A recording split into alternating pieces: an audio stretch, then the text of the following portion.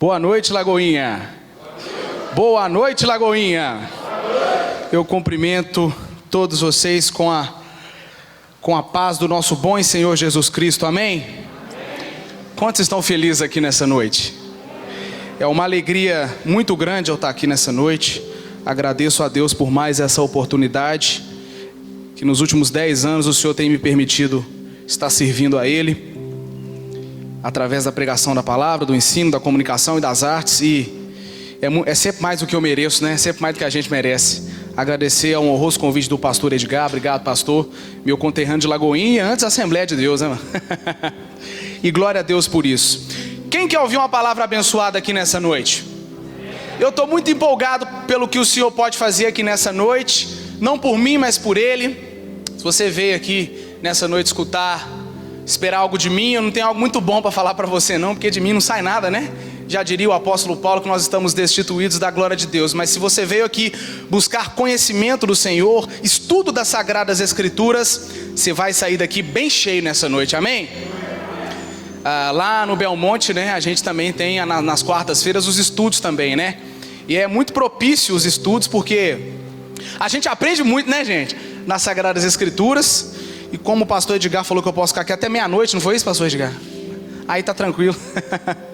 Glória a Deus. Então, nesse encerramento dos heróis da fé, essas palavras expositivas que nós estamos tendo aqui, estive acompanhando o canal da Lagoinha do Ribeiro de Abreu no YouTube, né? Vi algumas pregações lá. E eu queria que você abrisse então a sua Bíblia comigo nos escritos de Hebreus no capítulo 11. Hebreus capítulo 11, nós vamos ler do versículo 32 até o versículo 40. Deus está aqui nessa noite e nós vamos aprender com Ele, em nome de Jesus. Quem achou Hebreus aí no capítulo 11, dos versos 32 ao 40, diz amém.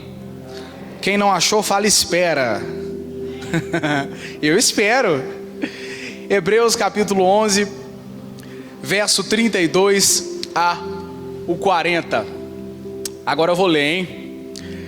Diz assim: E o que mais direi? Faltar-me-ia tempo contando de Gideão, de Baraque, de Sansão, de Jefté, e de Davi, de Samuel e dos profetas, os quais pela fé venceram reinos, praticaram a justiça, alcançaram promessas, fecharam a boca dos leões, apagaram a força do fogo, escaparam do fio da espada da fraqueza, tiraram forças da batalha, se esforçaram, puseram em fugida os exércitos estranhos. As mulheres receberam pela ressurreição seus mortos. Uns foram torturados, não aceitando o seu livramento para alcançarem uma melhor ressurreição. Glória a Deus. 36. E outros experimentaram escárnios, açoites e até cadeias e prisões. Outros foram apedrejados, cerrados ao meio, tentados, mortos a fio da espada. Andavam aí com peles de ovelhas e de cabras, desamparados, aflitos e maltratados, homens dos quais o mundo não era dignos, errantes pelos desertos e montes e pelas covas e cavernas da terra. 39. E todos estes, tendo tido testemunho pela fé, não alcançaram a promessa, provendo Deus alguma coisa melhor a nosso respeito, para que eles sem nós não fossem aperfeiçoados. Quem diz amém por essa palavra? Amém. Glória a Deus. Quando abrimos as nossas Bíblias, hoje em dia os nossos celulares, né? Eu estou aqui com a Bíblia e com o celular na mão.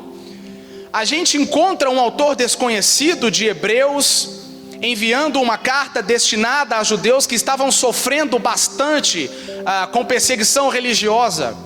No capítulo 13, no verso 24, a gente tem um versículo, né, que muitos teólogos dizem que a carta aos hebreus foram destinadas aos cristãos de Roma, né, porque os da Itália vos saúdam, né, quando ele despede ali, ele dá esse contexto. Muitos teólogos dão ao destino da carta aos hebreus para esse autor desconhecido, aos cristãos judeus que estavam em Roma, né? E os escritos, como esses judeus estavam sofrendo perseguição religiosa, estavam até desanimados, aí dando indícios de que regressariam na fé, né? Voltando aí à fé judaica, né? A frequentarem as sinagogas. O autor de Hebreus, ele fala de uma forma muito detalhada da fé, porque já viu, né? Sobretudo os pastores, quando a gente vai aconselhar uma pessoa que está triste, que está amargurada, querendo desviar, não é mesmo? A gente fala com ele sobre a fé, a gente fala sobre Jesus Cristo. E o autor de Hebreus, de forma muito detalhada, ele vai contar sobre a fé. Talvez o capítulo 11 de Hebreus seja o maior capítulo do neotestamentário que fala sobre a fé. Eu diria até, dentre todas as sagradas escrituras, o capítulo 11, ele resume bem o que é a fé. E os escritos de Hebreus resumem bem o que é isso, né? E o autor de Hebreus, ele fala de uma forma muito detalhada sobre a superioridade de Cristo, né? Acerca dos anjos, ele relata que Jesus é superior aos anjos, superior a todos os sacerdotes, né? Do Antigo Testamento, né? Ele quer mesmo convencer aquele povo que estava sofrendo perseguição religiosa, de dizer que Cristo ainda vai vencer e que em breve ele voltaria, amém?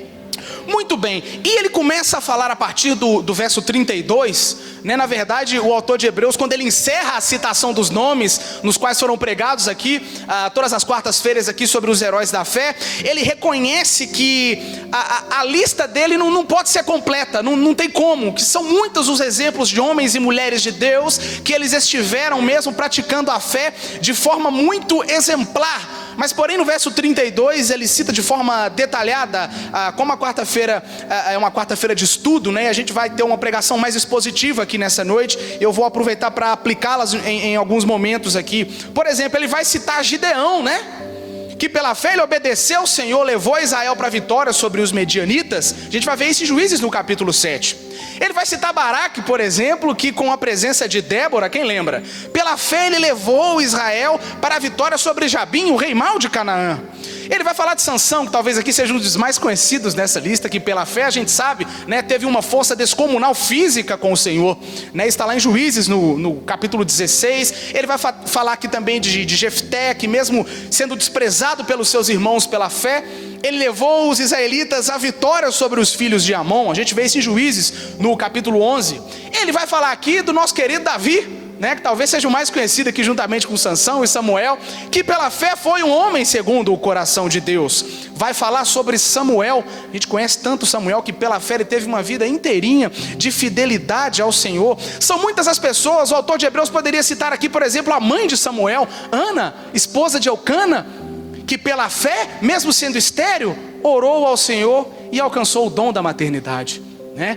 Então, na verdade, o autor de Hebreus, o que ele está querendo dizer aqui para aqueles cristãos que estavam sofrendo perseguição religiosa, e hoje podemos aplicar essa palavra para mim e para você, é que de fato, pela fé, conseguimos realizar grandes obras aqui na terra, como aqueles homens e aquelas mulheres de Deus.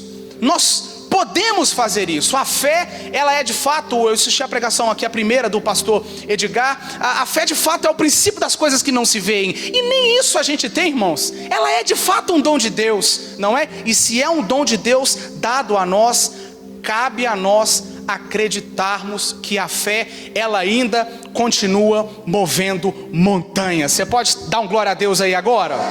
Glória a Deus. Continuando aqui no verso 33, o autor ele começa a falar sobre feitos pela fé. Ele já dá uma mudada no negócio aqui. Ele começa a falar sobre feitos da fé, mas dessa vez ele não cita nomes. E ele obriga o leitor, né, a lembrar também. Ele faz, na verdade, um exercício de mente, pastor Edgar, com a gente. Ele obriga a gente a lembrar de homens e mulheres que praticaram a fé. Ele vai falar aqui de homens que venceram reinos. Como não lembrar aqui de Josué, não é, senhoras e senhores? Que pela fé se deparou com as muralhas de Jericó, que até então eram invencíveis, e viu ela cair diante de seus olhos. Não é? Ele vai falar aqui de homens que praticaram a justiça. Rapidamente eu me lembrei do rei Ezequias, que pela fé, quando foi eleito rei, retirou a idolatria que vivia na época de Judá e restabeleceu o culto ao Senhor. Ele vai falar de homens que alcançaram a promessa. Eu me lembrei da oração de Salomão em 1 Reis, no capítulo 8, que ele viu a promessa do Senhor se cumprir. Deus disse para Davi, ainda anteriormente a ele, que daria descanso a Israel, e ele pôde contemplar essa promessa porque ele creu nela. Ele vai falar aqui de homens que fecharam a boca dos leões. Aí não tem como não lembrar de Daniel. Como é que a gente não lembra de Daniel, que foi dito aqui pelo nosso irmão aqui no momento do ofertório? A Bíblia diz que Daniel, pela fé, quando soube que seria jogado na cova dos leões, continuou normalmente a sua vida de oração, normalmente a sua vida de fé com o Senhor. Ele continuou normalmente o seu exercício de fé. A Bíblia diz que todos os dias, Daniel, mesmo na Babilônia, a Bíblia diz que ele foi deportado juntamente com seus amigos, estava em terras estranhas. Quem aqui já viajou para algum lugar aqui? Mas não foi de férias, não foi a trabalho. Às vezes a gente fica assim olhando assim, fala assim, não, mas eu estou longe de casa, meu Deus do céu, o que eu estou fazendo aqui? E Daniel, pela fé, começou, ele creu. A Bíblia diz que todas as vezes, todos os dias, ele entrava no seu quarto e orava 3 vezes por dia, não é? Então ele manteve de fato esse exercício da fé. A gente vê isso com mais detalhes no capítulo 6. No verso 34, o autor de Hebreus vai falar assim, que uns apagaram a força do fogo. Como não lembrar aqui de Sadraque, Mesaque e Abidnego, que pela fé não se prostraram diante do rei Nabucodonosor e viram o 4º homem, né, na fornalha, pela fé. Glória a Deus por isso. Ele vai falar aqui de homens que escaparam do fio da espada. Eu me lembrei de Elias correndo para lá e para cá de Jezabel, quem lembra? A Bíblia diz que a mulher estava doida atrás dele, e ele correndo, ele pensou até em se matar, e pela fé ele viu o alívio do Senhor e conseguiu sair e fugir das garras dela. Ele vai falar de homens que da fraqueza tiraram forças. Eu me lembro aqui novamente de Sansão, que depois que tinha pecado, desobedecido ao Senhor, perdeu as suas forças, mas ele fez uma oração daquelas de arrependimento, quem lembra? E ele disse, Senhor, devolve as minhas forças. O Senhor viu arrependimento naquela oração, e pela fé, ele teve as suas forças de volta. A gente vê isso em Juízes, no capítulo 16, né? Como não lembrar aqui de Jó também, né? Que pela fé, mesmo perdendo tudo, sofrendo com doença, ele sabia que o seu Redentor vivia, e que por fim ele se levantaria sobre a terra. Muito lindo, são muito lindo. O autor de Hebreus, ele empolga aqui, não só os cristãos de Roma, mas a gente que lê, a gente fica empolgado. E é isso mesmo que ele quer fazer. Ele quer dar uma dose de fé na gente. Quando a gente vai aconselhar uma pessoa, lá em Lagoinha Jardim Belmonte, às vezes as pessoas ficam conversam comigo no final do culto, chamam para conversar que estão com um problema, e às vezes eu fico pensando assim, eu preciso dar uma dose de ânimo nessa pessoa, eu preciso aconselhar essa pessoa. Eu sempre lembro de Hebreus 11, né? Quando o pastor Edgar me fez o convite, rapidamente eu me lembrei dessas conversas. E é engraçado que no verso 35, o autor de Hebreus, aí ele vai dividir em 2 partes aqui esse versículo. Ele vai continuar falando de coisas boas aqui. Ele vai falar assim, as mulheres receberam os seus mortos. Eu rapidamente me lembrei da viúva de Sarepta. Quem lembra? A menina viu, o filho dela estava morto, e pela fé ela creu na oração de Elias e viu o seu filho voltar à vida. Muito lindo.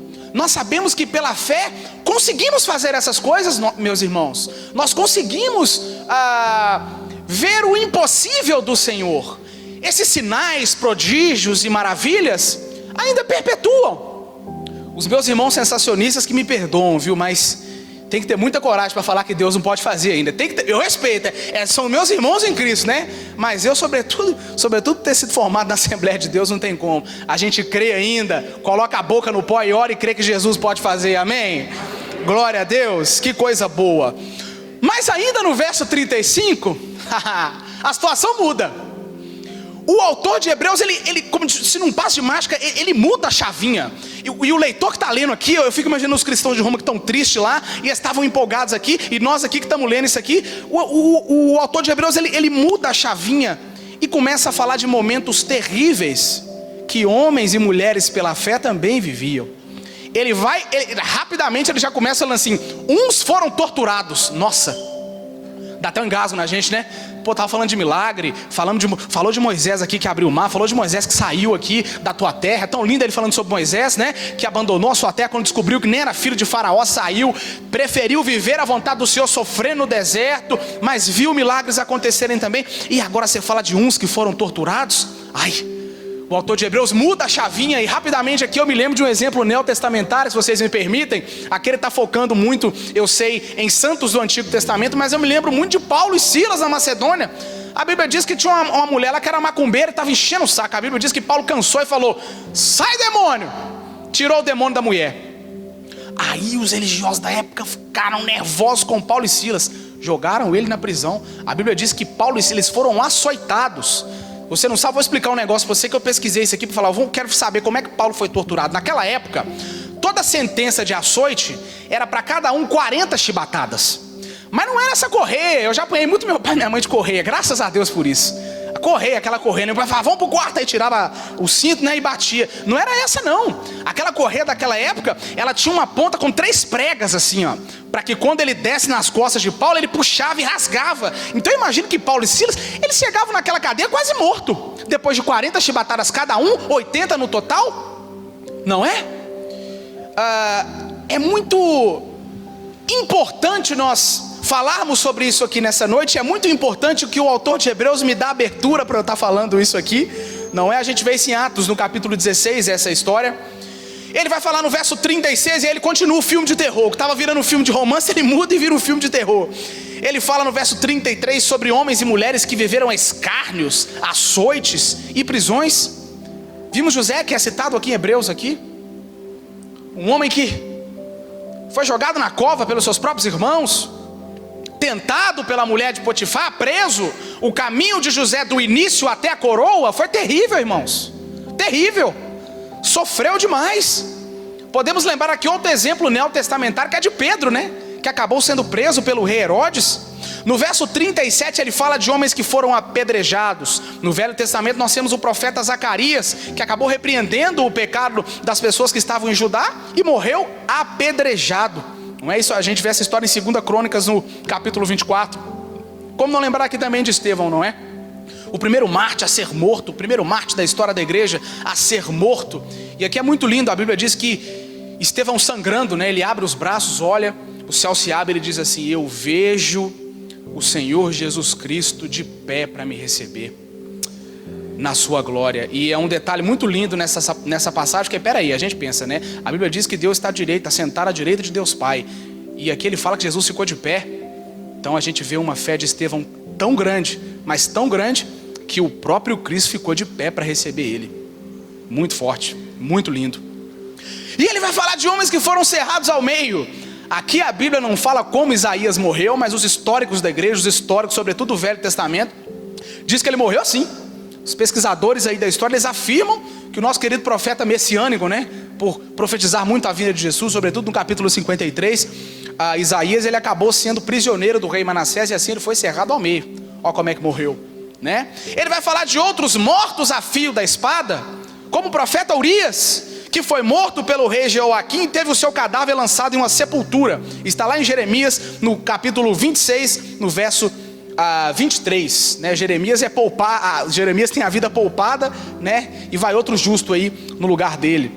Podemos lembrar aqui de Tiago também, que foi morto assim pelo rei Herodes, sendo o primeiro apóstolo a morrer como mártir, né? Pedro, o primeiro cristão a morrer como mártir, e Tiago, o primeiro apóstolo. No verso 38, o autor de Hebreus vai falar de homens e mulheres que andavam como refugiados pelos desertos e montes, vivendo em cavernas, buracos. Eu me lembro de Davi, na sua fuga quase interminável de Saul, né? Quando Saul viu ele lá matar Golias, as pessoas começaram a ver em Davi um certo rei. E Samuel creu naquilo. Samuel falou assim: ó, Saul, você não está servindo para muita coisa não, mas Deus já preparou um no seu lugar. E aí a Bíblia diz que Saul começou a sentir inveja de Davi, começou a perseguir Davi começou a correr muito. Ele andava de terras em terras. A Bíblia diz que ele entrou dentro da caverna de Adulão, né? Juntou ali meia dúzia, ali 300 homens ali, os piores, né? da face da terra, né? Tem até uma igreja com esse nome, Caverna de Adulão, né? Isso a gente vê essa história relatada em 1 Samuel no verso 22. Enfim, irmãos, nós vemos aqui que pela fé uns presenciaram milagres, uns fizeram pela fé sinais, prodígios e maravilhas. Outros, pela fé, justos também, não piores nem melhores, morreram, foram torturados, sofreram. Será que sou eu que faço uma pergunta aqui nessa noite? Por que Deus? Por que uns sobrevivem, alguns justos sobrevivem, ficam bem e outros justos morrem? Por que Pedro, no mesmo contexto, foi preso? A Bíblia diz que a igreja primitiva começou a fazer uma oração com fé e o anjo foi lá e libertou Pedro, quem lembra? E no mesmo contexto, Tiago, amigo de Pedro, apóstolo, morreu. A fio da espada, no mesmo contexto. Não foram nem épocas diferentes, foram no mesmo contexto, foram na mesma perseguição do rei Herodes. Por que é? Precisamos entender aqui essa noite, senhoras e senhores, que a nossa fé, ela não vai nos levar a somente ter uma vida boa, de prazeres, de coisas legais. É bíblico eu falar aqui nessa noite para você, que a Bíblia nunca nos garantiu uma vida só de coisas boas, e tudo está certinho, e está tudo bem, não. Jesus, o próprio Cristo, disse que no mundo nós teríamos aflições. Após o pecado entrar no mundo, através do Éden ali, após Adão e Eva desobedecerem a Deus, comerem do fruto que Deus falou que não era para comer, entrou o pecado, e com ele entrou morte, violência. A Bíblia diz que Deus amaldiçoou a terra no capítulo 3, amaldiçoou a terra. O apóstolo Paulo vai falar que não tem um justo sequer, todos nós estamos destituídos da glória de Deus. Ele vai falar isso no capítulo 8, no verso 22. Ele vai falar que até hoje a humanidade, ela sofre com dores de parto. Dores de parto. Meu sobrinho fez 1 mês, né? Agora, o Ravi, né? Nasceu, tudo certinho, graças a Deus. E aí minha irmã, quando estava grávida, ela estava com aquele barrigão. Ela falava, ai Sérgio, eu estou aguentando, esse menino tem que nascer, eu não aguento mais. E aquele barrigão com o bico saindo para fora, eu já estava com mais de 9 meses. E o menino não queria nascer, ela falava, não estou aguentando mais sentir dor. Por que é que a gente vai sentir dor? E eu, né, na época, eu estava até falando sobre essa passagem, eu falei assim, ó, tá vendo? Você tem que cobrar lá de Adão e Eva, né? Porque o apóstolo Paulo fala que a humanidade, ela sofreria com dores de parto, né? Ela falou, por que você está falando isso? Eu falei, pois é, mas é a Bíblia, né? Tive que dar desculpa para ela da Bíblia, né, irmãos? Bom, na verdade, o foco principal do Evangelho nunca foi aqui. O foco principal do Evangelho nunca foi essa vida em carne. Nunca foi esse primeiro plano. Nunca foi. A fé nos foi dada, a Bíblia diz que a fé é dom de Deus, nem isso nós podemos ter. Ela nos foi dada para que nós crescêssemos em Jesus Cristo, e só assim sermos salvos. A fé, como eu disse aqui nessa noite, ela pode fazer a gente realizar grandes feitos. Isso é um fato. Isso é um fato. Mas, na verdade, ela nos foi dada para que alcancemos algo maior, né? Eu quero que você abra a sua Bíblia comigo em 2 Coríntios, no capítulo 4. Nós vamos entender isso aqui melhor. Vamos entender isso aqui melhor nessa noite. 2 Coríntios, capítulo 4.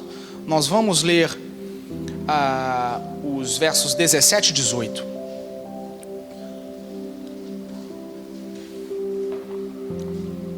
Segunda carta de Paulo aos Coríntios, no capítulo 4, no verso 17 e 18.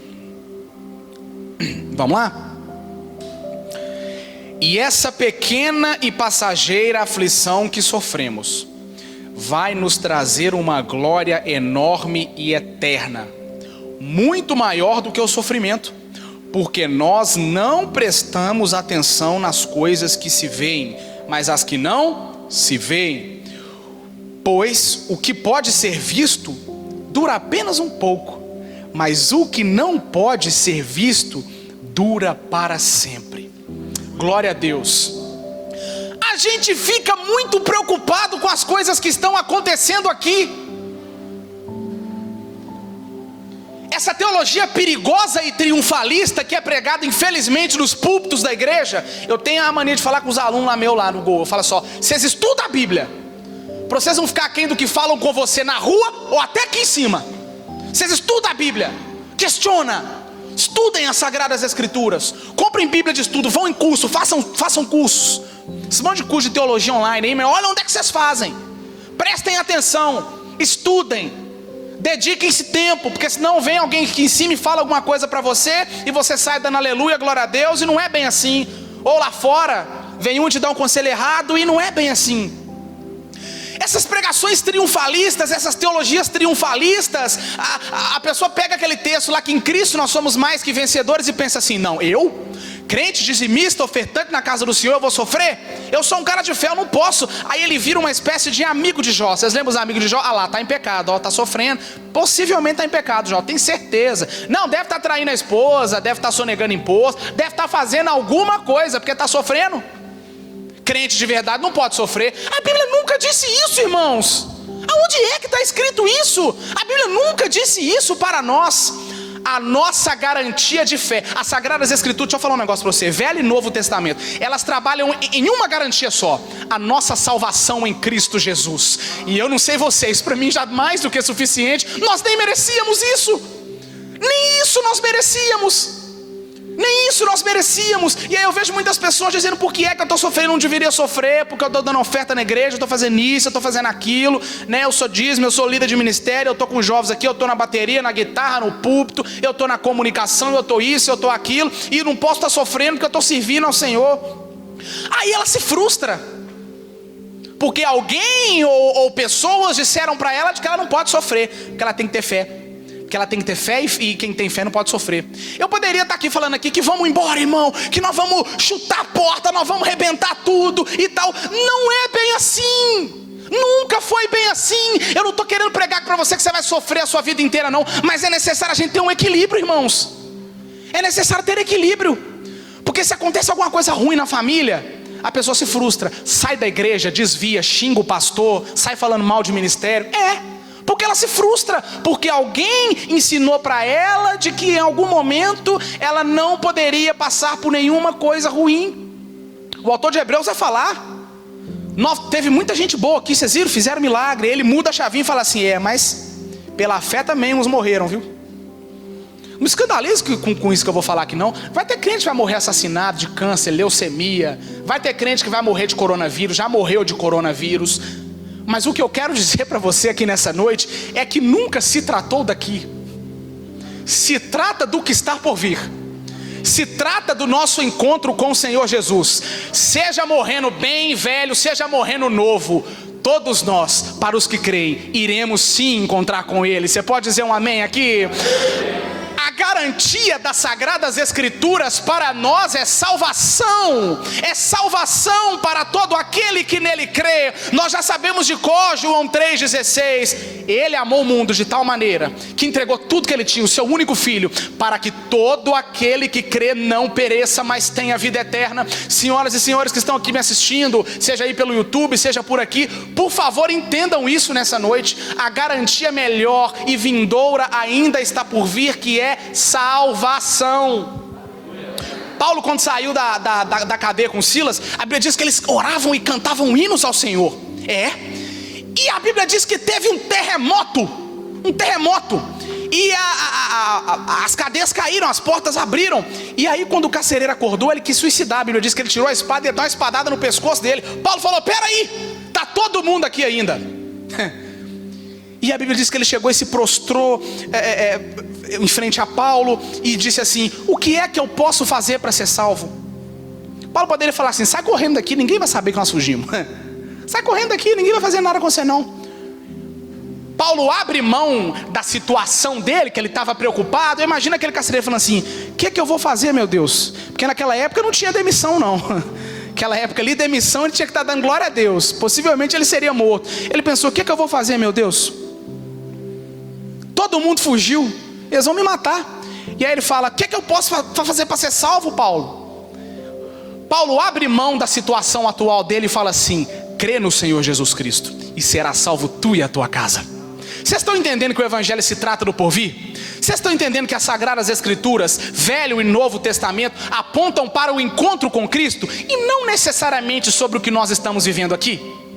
Vou falar um negócio para vocês: se você aprender isso, você vai ser muito mais crente. Se você aprender isso aí, você pode acontecer coisa ruim do que for com vocês aqui, mas vamos encontrar com Cristo. Eu vou me encontrar com Cristo. Já batalhamos uma vitória vencida, senhoras e senhores. Há 2020 anos atrás, Cristo morreu por nós, abriu o véu, rasgou o véu, nos deu acesso direto ao Pai. E é só isso que a gente precisa. Só isso que nós precisamos. No ano de 2016 eu passei por um momento mais terrível da minha vida, que foi a morte da minha mãe. E eu era muito agarrado com a minha mãe. Em 2016 ela faleceu por insuficiência renal. E eu virei e falei assim: e agora? Agora o negócio ficou feio, Deus. Porque, não, Deus, eu não casei, eu não fiz nada. Minha mãe não viu eu casar, não viu eu ter filho. O que é que eu vou fazer, Deus? Mulher morre com 58 anos de idade. esperando viver aí pelo menos até os 80, aquela média. Não queria nem muito não, Deus, não precisava viver até 100 não, até 80 dava bom. Só leva ela com 58 anos. E eu lembro muito como se fosse ontem, irmãos, esse verso de João 3,16, que muitas vezes é usado de forma evangelística, né? A gente chega para o perdido e fala assim: oh, você sabia que Deus amou o mundo de tal maneira? E às vezes esquece de aplicar ele para nós, né? Eu me lembro como se fosse hoje, eu lendo esse versículo e falando assim: nossa, ela já se encontrou com Cristo, está só esperando a consumação dos séculos, só resta eu ir agora. Só resta eu me encontrar com Ele. Na primeira carta de Paulo, no primeiro capítulo da carta de Paulo aos Filipenses, ele fica numa dúvida: se ele morre ou se ele continua vivo. É muito engraçado essa dúvida de Paulo, que ele fala: se eu fico, Deus, eu não queria morrer agora não, se é que o Senhor me entende, porque tem muita gente para pregar o evangelho ainda, tem muita gente ainda para eu pregar salvação, mas Deus, eu acho que eu quero morrer sim, porque aí eu quero me encontrar com o Senhor. Então a gente fica numa briga entre a gente mesmo. A fé nos leva a crer nessas coisas, não é? A fé, na verdade, ela nos leva num grau de intimidade tão bom com Deus, que a gente entende que, na verdade, isso aqui que está acontecendo aqui é momentâneo. Jesus Cristo falou com a gente assim: vocês não ajuntam tesouro na terra não, porque a traça e a ferrugem, corrói e vai tudo embora. Ajuntem tesouros do céu, porque isso é indestrutível, é infalível. Foi isso que Jesus ensinou pra gente, irmãos. Então, vamos parar de ficar se preocupando muito com as coisas daqui. Entendam o que eu estou falando aqui nessa noite. Se você estuda, seja o melhor aluno da sua faculdade, da escola, seja o melhor esposo. Você que é casado, chega hoje a sua esposa, dá um beijo, fala eu te amo, vem, leva flor, entendeu? Você que é esposa, faz um almoço bacana, uma janta bacana, ama, seja um cristão incrível aqui, façam as coisas pela fé, mas lembrem-se que o principal ainda está por vir, que é o nosso encontro com o Senhor Jesus Cristo. Entendam isso. No versículo 39 e 40, ele vai dizer: e todos esses, tendo tido testemunho pela fé, eles não alcançaram a promessa, provendo Deus alguma coisa melhor. Diga comigo, alguma coisa melhor. Aleluia. O que esse autor está querendo dizer aqui para a gente? Todos os santos do Antigo Testamento que foram citados aqui, eles ainda não receberam o cumprimento total, a totalidade integral das promessas de Deus. Meu Deus, seja, Abraão não recebeu? Vou falar com você, eu estou tentando todo dia ser crente, mas eu acho que ainda estou assim, eu estou pelo menos umas 35 mil léguas longe da fé de Abraão, umas 35 mil léguas. Passei gente boa comigo. E Abraão ainda não recebeu a totalidade de bênçãos que ele tinha para receber. Que negócio que é esse? Né? Mas todos os santos que vocês viram nas pregações expositivas nas quartas-feiras aqui, Moisés, Josué, Raabe, Noé, todos estes não receberam ainda a totalidade das promessas. Mas com a morte e ressurreição do nosso Senhor Jesus Cristo, eles receberão juntamente com nós a totalidade das promessas quando Jesus voltar na consumação dos séculos. No verso 35, repara para você ver, ele vai falar assim de uma melhor ressurreição. Diga comigo, melhor ressurreição. Nós vamos ler Hebreus no capítulo 10. Abra comigo a sua Bíblia em Hebreus no capítulo 10. Nós vamos ter uma leitura um pouquinho espessa aqui, mas nós vamos meditar um pouquinho nesse versículo aqui e entender de fato o que ele está falando. Hebreus 10, nós vamos ler do 10 ao 18. Vamos lá. Hebreus capítulo 10, do 10 ao 18. Só voltar aí, né? Diz assim: e porque Jesus Cristo fez o que Deus quis, nós somos purificados do pecado pela oferta que ele fez uma vez por todas do seu próprio corpo. Todo sacerdote judeu cumpre todos os dias os seus deveres religiosos e oferece muitas vezes os mesmos sacrifícios, mas estes nunca poderão tirar pecado. Diga comigo, nunca poderão tirar pecados. Porém Jesus, ofereceu só um sacrifício para tirar pecados, uma oferta que vale para sempre, e depois assentou-se do lado direito de Deus. Ali Jesus está esperando até que Deus ponha os seus inimigos como debaixo dos pés dele. Assim, com um sacrifício só, ele aperfeiçoou para sempre os que são purificados do pecado. E o Espírito Santo também nos dá o seu testemunho sobre isso. O primeiro ele diz: quando esse tempo chegar, diz o Senhor, eu farei com o povo de Israel essa aliança, porei as minhas leis no coração deles e a mente deles escreverei. Depois ele diz: não lembrarei mais os seus pecados nem as suas maldades. Assim, quando os pecados são perdoados, já não há mais necessidade de oferta para tirá-los. Aleluia. Deixa eu explicar isso aqui para vocês. No Velho Testamento, todos os sacerdotes, os santos, para conseguirem um acesso a Deus, o perdão dos pecados, tinham que sacrificar animais. E o autor de Hebreus vai ser claro ao falar que sangue de bode e vaca não tira pecado. Aí ele vai colocar Cristo como nosso sumo sacerdote. Você sabe o que é um sumo sacerdote? É aquele sacerdote que fez um só sacrifício, alto e suficiente para dar perdão de pecados para todos nós, salvação, vida com Deus, autoridade com fé. É isso, irmãos, é isso. O nosso sumo sacerdote Jesus Cristo nos deu acesso ao Pai. Ele cumpriu a lei de todo o Antigo Testamento, a lei mosaica de que nós gostamos e lemos aqui. Mas em Cristo não é mais necessário sacrificarmos animais, não é mais necessário ficar fazendo essas coisas. Ele nos deu acesso direto ao Pai, sobretudo somente por Jesus Cristo. O apóstolo Paulo vai falar em Gálatas assim, que Cristo, ele nos resgatou da maldição do pecado, se fazendo maldição por nós. Isaías, do capítulo 53, ele vai falar que o Senhor se agradou em moer Jesus Cristo. Sabe por que o Senhor se agradou em moer Jesus Cristo? Porque o sacrifício dele foi alto e suficiente para dar salvação, acesso direto ao Pai, para mim e para você, e para todos os santos do Antigo Testamento também. Glória a Deus por isso. Maravilha, maravilha. Em 1 Tessalonicenses, o apóstolo Paulo vai falar sobre esse encontro. Muito lindo, muito lindo, muito lindo. Eu vou ler aqui rapidinho aqui, você pode olhar para mim, não precisa acompanhar não. Ele fala em 1 Tessalonicenses capítulo 4, tá? De acordo com o ensinamento do Senhor, nós afirmamos a vocês o seguinte: nós, os que estivermos vivos no dia da vinda do Senhor. Aí ele está falando para nós, tá? Para nós, para mim e para você, nós, os que estivermos vivos. Se Jesus voltar agora, a gente se encaixa nisso aqui, ó.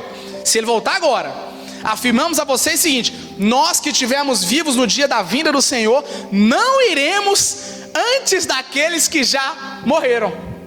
Espera aí, se você não entendeu eu vou explicar.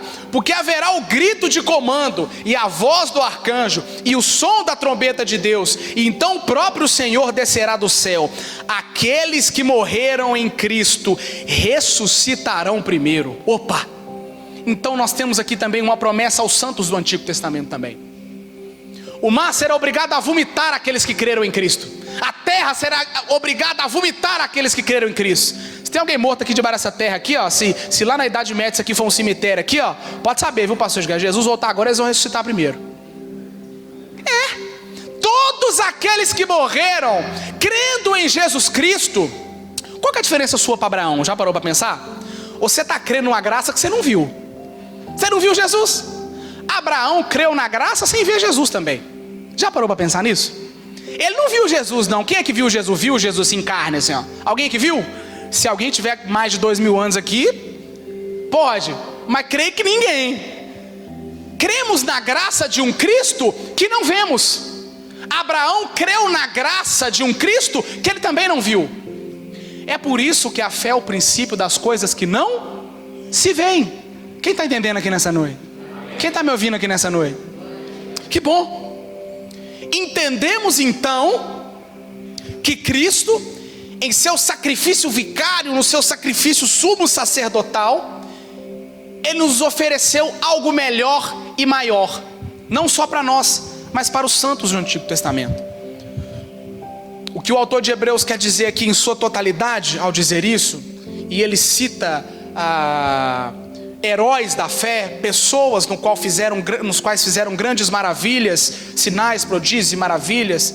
Nós vimos aqui uma série expositiva, não é?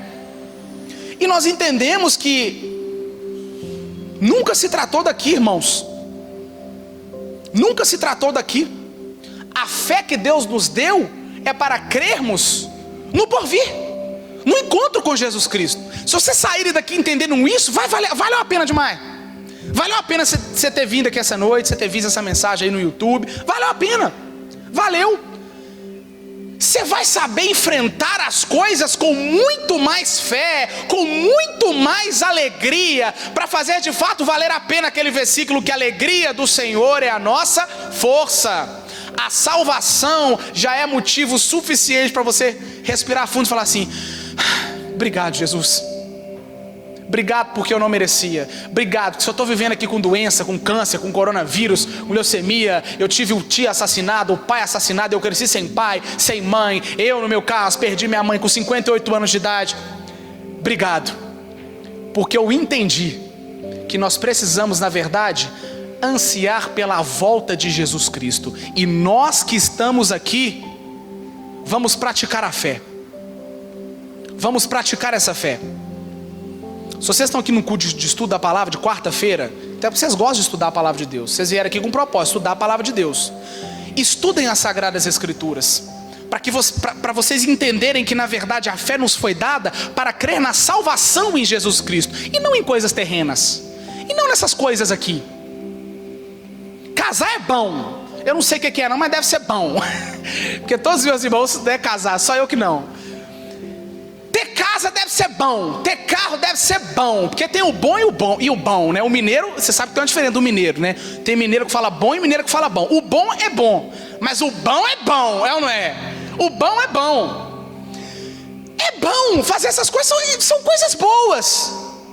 Mas salvação em Cristo Jesus é muito bom, é ou não é?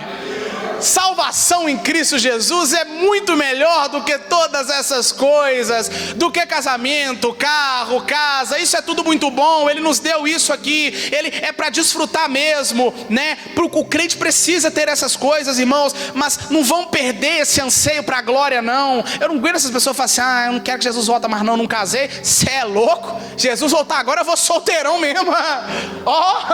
Correndo aí de braço aberto. Caçar o quê, irmãos? Vamos focar ainda. Se você abrir a Bíblia aí em Hebreus no capítulo no seguinte, do 11, que é o 12, o autor de Hebreus vai falar assim, ó: vamos percorrer a nossa caminhada com paciência. Diga, com paciência.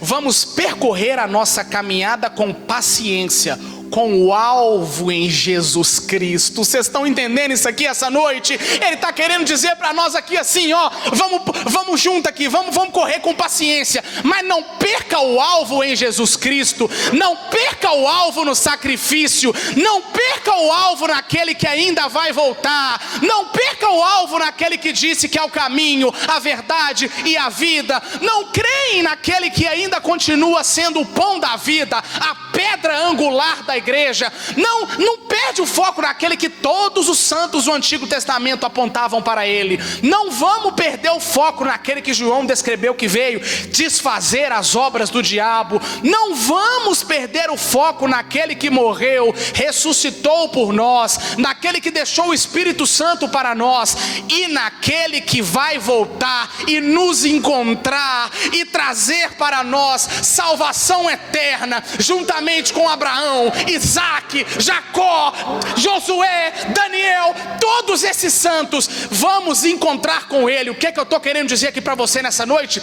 Tudo aponta para Jesus, tudo aponta para o Cristo, tudo aponta para ele, sempre foi para ele, é tudo para a honra e glória dele.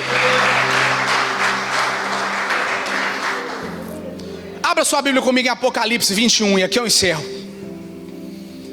Apocalipse, capítulo 1, nós vamos ver aqui a visão de João. Glória a Deus. Onde tem que ser seu foco aqui, irmão? Vamos lá, o foco é esse aqui, ó. O foco é esse aqui, ó. Vamos focar na visão de João aqui em nome de Jesus. Capítulo 21, Apocalipse, capítulo 21. Nós vamos ler do 1 ao 7, Apocalipse, capítulo 21.